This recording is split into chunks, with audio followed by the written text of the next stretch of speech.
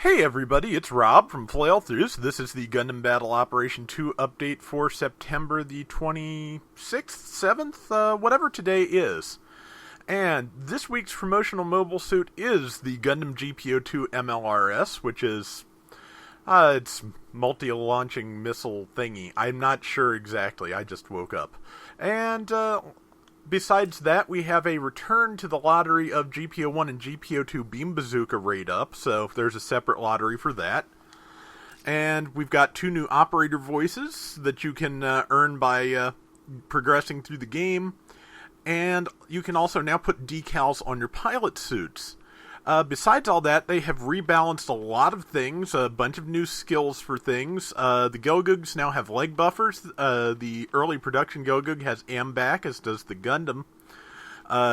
Added damage to the Gym Striker's Beam Saber. A whole bunch of changes. I'm going to link to the changelog as usual in the GBO2 subreddit, because there's a lot to go over, and I don't think I can quite cover it all. So, okay, at the DP counter, this week's new mobile suit is the Gun Cannon 2 Level 1. Also up, the Level 2 Zogok, the Level 2 Zogok E.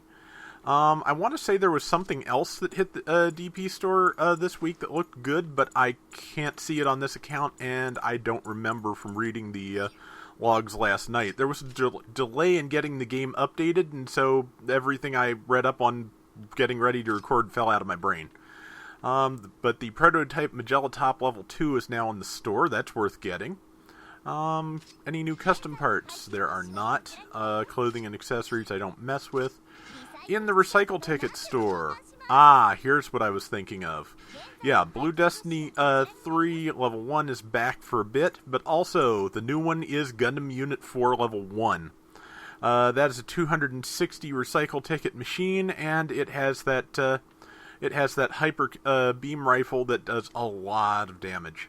Or, excuse me, Mega Beam Launcher, I think it is, and then the hyper beam rifle is the standard rifle. Either way, it's got a big gun and a decent beam rifle, and can also use a hyper bazooka, so, you know, good stuff all around, generally. Level 3 Gift Custom is up if you have the Gold Award today. A bunch of decent stuff. Main weapons, Level 3 Hyper Hammer is up. That's actually tempting, because I have a Gundam that could use it, but I'm not good with Hyper Hammer. Ooh, and some interesting things in the parts today. Level 4 Quick Loader, which takes a lot of medium range slots, which I usually have trouble filling anyway. And 15% ballistic weapon reload time, which, yeah, really, really tempting. Likewise, the Level 3 Precision Focusing Ring, which reduces charge time for beam weapons by 10%. And combined, you'd get about, if you could get all 3 on one mobile suit, you'd get close to 20% off charging time, which, let me tell you, would be really handy with that Gundam there. But, yeah, so that's the basics of what we're getting this week, and some new markings as well. But I'm going to do a couple of runs here. I'm going to do, I think, 1 on this banner and 2 on the others, just to see what we get. And hope, you know, I'd love to get the MLRS, but I figure, you know, having gotten Zeong last week, I probably expended my luck for a while. I kind of hope so, because, that's right. The Level 2 and 3 Ganeos have been added to the lottery, and there's its Level 3 Beam Bayonet. But, yeah, I kind of hope I've expended my luck, because I've mentioned my, my gotcha curse before, where when things go terribly in real life, I get really good luck in random game drops. So, yeah. Level 4 beam gun, that's a good sign. And lastly, but yeah, kind of, would love to get the MLRS, would also love not to have, terrible, horrible real-life luck, but whatever happens, can't control it.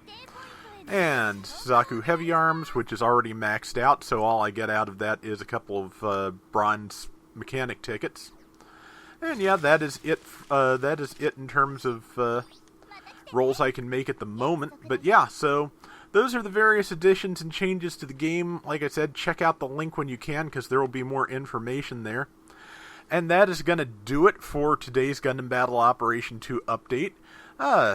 Till next time, everybody take care and have fun. Later!